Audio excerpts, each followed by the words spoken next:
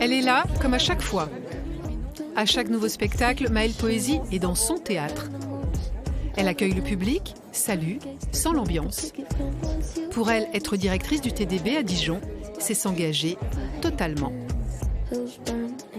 C'est un lieu extrêmement important pour moi. Enfin, moi, c'est un lieu dans lequel j'ai commencé à travailler à ma sortie du Théâtre National de Strasbourg.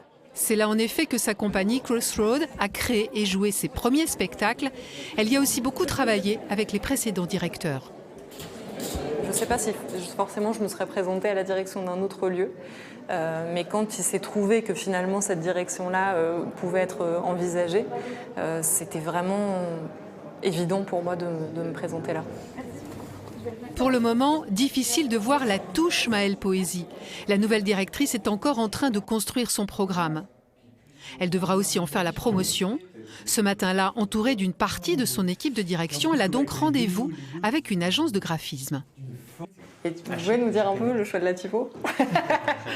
L'objectif est de définir à quoi ressembleront les affiches et les plaquettes de la saison prochaine.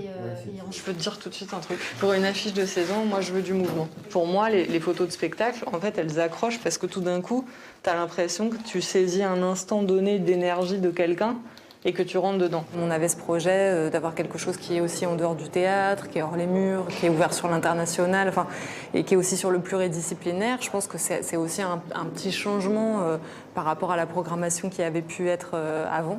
Et du coup, je trouve que c'est important que le graphisme rende compte en fait, du nouveau projet et de ses idées, quoi. Mais Maëlle est avant tout metteuse en scène. Une grande partie de son temps est donc consacrée à des répétitions. C'est ma pratique, mon intention quotidienne. Si l'intention... Ok, très bien. Vous avez un problème de rythme. Cet après-midi, elle travaille avec de jeunes comédiens sur une pièce contemporaine. La nouvelle directrice est une femme d'aujourd'hui, avec l'envie de faire un théâtre d'aujourd'hui. Pour cela, elle s'est associée à des artistes d'aujourd'hui. Je lui envoie des bijoux, des portraits, des vers et les mots les plus tendres que je puisse trouver. Ils sont soit auteurs, soit c'est des gens qui font aussi appel à des plasticiens, à des danseurs, à des marionnettistes, à des vidéastes. Donc je crois qu'aussi la question du pluridisciplinaire sur les plateaux, en fait, d'aller un petit peu emprunter comme ça à différentes méthodes, différentes techniques et de mélanger tout ça sur un plateau aujourd'hui avec le théâtre, c'est quelque chose qui m'intéresse beaucoup. C'est d'ailleurs le fond de son projet de candidature, réinventer les frontières. Que ce soit celle de la création, en invitant donc de nouveaux artistes et en mélangeant les genres, ou les frontières du public. Pour Maëlle, le théâtre doit être ouvert, convivial et généreux et s'adresser à tous. Avancez, joint. Regardons-le pleurer pour changer. Avancez, joint. La pièce que Maëlle est en train de répéter est justement destinée à des lycéens, des jeunes à qui elle veut offrir la chance qu'elle-même a eue dans son enfance. Je suis votre reine et vous m'avez trahi. Je venais d'une famille de théâtre et donc en fait j'ai rencontré le théâtre très vite, très tôt enfant, même avec des spectacles qui n'étaient pas forcément faits pour les enfants.